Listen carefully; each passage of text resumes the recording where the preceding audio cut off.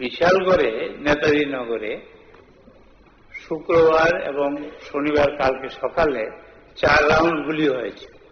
এটা একজন ঠিকাদার শ্রী অনুপ কুমার সাহার বাড়িতে। এই নিয়ে বিশাল আতঙ্ক বিশালগড়ে এবং সারা ত্রিপুরাতে আতঙ্ক সৃষ্টি করছে।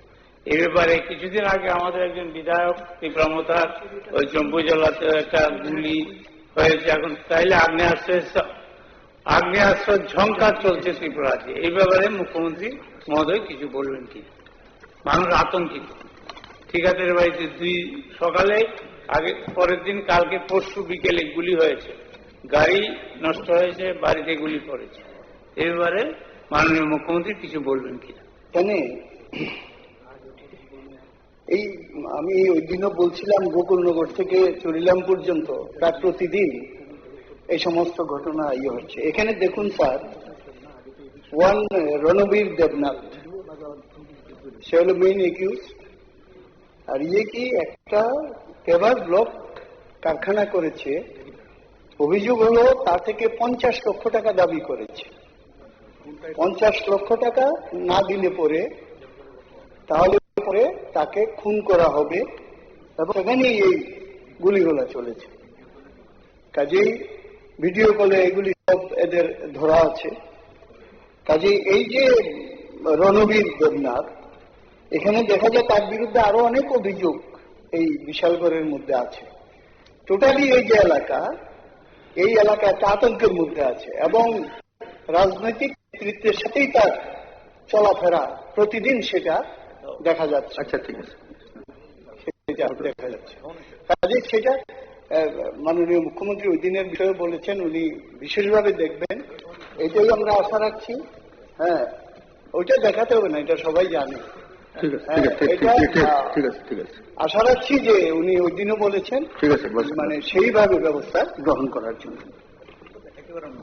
মাননীয় অধ্যক্ষ মহোদয়, আমি মাননীয় বিধায়ক শ্রী গোপাল রায় মহোদয়কে আমি ধন্যবাদ দেব। উনি এত কনসার্ন থাকেন, অ্যাকচুয়ালি এটাই থাকা উচিত সবাই।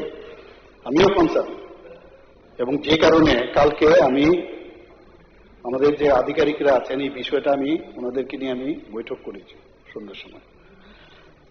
এবং আমি জানি এই বিষয়টা আসতে পারে, এটা খুব মানে আমার মনে হয় খুব আর্জেন্ট একটা টপিক। তো আমি যা আমার কাছে রিপোর্ট আছে আমি হাউসকে আমি জানাতে চাই মাননীয় অধ্যক্ষ মহোদয় আপনার মাধ্যমে।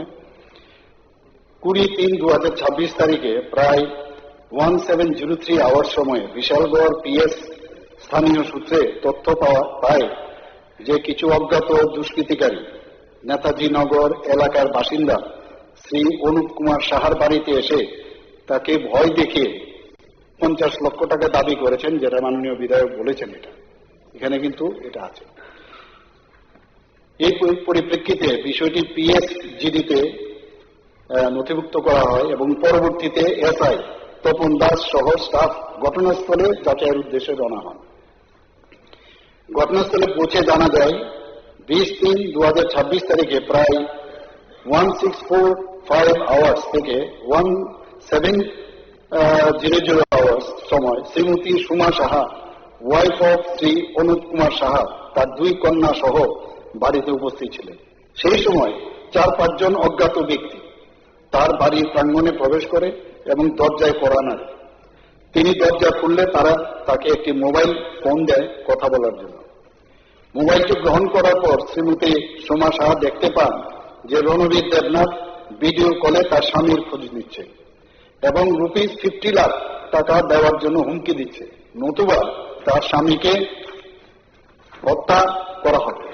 একই সময়ে এক অজ্ঞাত দুষ্কৃতিকারী তার পকেট থেকে একটি পিস্তল বের করে, পিস্তল দেখে ভয় পেয়ে তিনি দ্রুত দরজা বন্ধ করে দেন এবং দুষ্কৃতিকারীরা সেখান থেকে পালিয়ে যায়। পালানোর সময় তারা 1-2 রাউন্ড গুলি চালায় বলে জানা যায়। শ্রী অনুপ কুমার সাহা এবং তার স্ত্রী জানান যে তাদের সঙ্গে রণবীর দেবনাথ ও তার পরিবারের দীর্ঘদিনের সুসম্পর্ক রয়েছে, তাই তারা অভিযোগ দায়ের করতে আগ্রহী ছিলেন না। পরবর্তীতে একই সন্ধ্যায় ঘটনাটি শুনে রণবীর দেবনাথের পিতামাতা অনুপ কুমার সাহা বাড়িতে এসে তাদের ছেলের কর্মকাণ্ড নিয়ে উদ্বেগ প্রকাশ করেন। পরবর্তীতে 21/3/2026 তারিখে ভোর প্রায় 0345 হওয়ার সময়ে একই দুষ্কৃতিকারীরা আবার অনুপ কুমার সাহার বাড়িতে তার বাড়ির প্রাঙ্গণে আসে, কিন্তু গেট ভেতর থেকে বন্ধ থাকায় তারা প্রবেশ করতে পারেনি। এতে ক্ষুব্ধ হয়ে তারা গেটের বাইরে থেকে বাড়ির দিকে লক্ষ্য করে 2-3 রাউন্ড গুলি চালায়। ভয়ে কেউ দরজা খোলেনি। ভোরে বাড়ির লোকজন বাইরে এসে দেখতে পান 3টি খালি কার্টিজ এবং একটি বুলেটের মাথা, যা তাদের প্রাঙ্গণে রাখা বোলেরো গাড়ির সামনে রেডিয়েটরে আঘাত করে।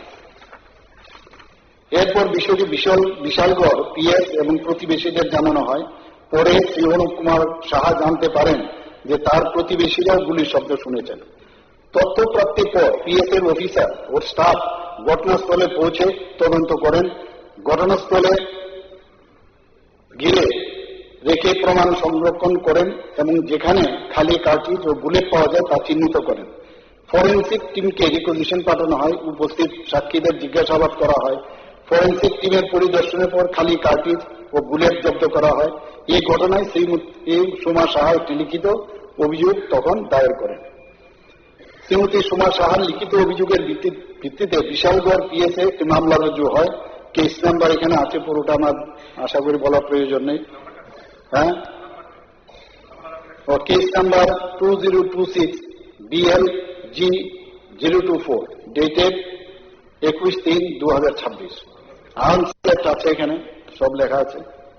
তো মামলাটি তদন্তের জন্য এসআই মিঠু সাহার নিকট অর্পণ করা হয়।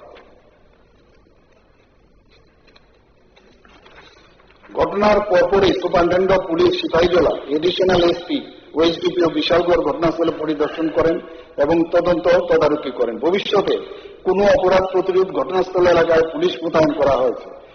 পুরো ঘটনার তদন্তের জন্য এডিশনাল এসপি সিপাহীজলার নেতৃত্বে একটি বিশেষ তদন্ত দল গঠন করা হয়েছে। তদন্তে জানা যায় যে অনুপ কুমার সাহা একজন ঠিকাদার এবং তিনি সম্প্রতি বিশালগড় পিএস এর অধীনে কৈরি মুরাদ এলাকায় একটি পেপার ব্লক ইন্ডাস্ট্রি স্থাপন করেছেন। অনুপ কুমার সাহা ও তার স্ত্রী রাহুল দেবনাথ, বিশ্বজিৎ দেবনাথ, স্বয়ং সাহা, বিজয় দেবনাথ রাহুলকে শনাক্ত করেন। এছাড়াও পিএস রেকর্ড অনুযায়ী রণবীর দেবনাথ নিম্নলিখিত মামলাগুলির সঙ্গে জড়িত ছিল।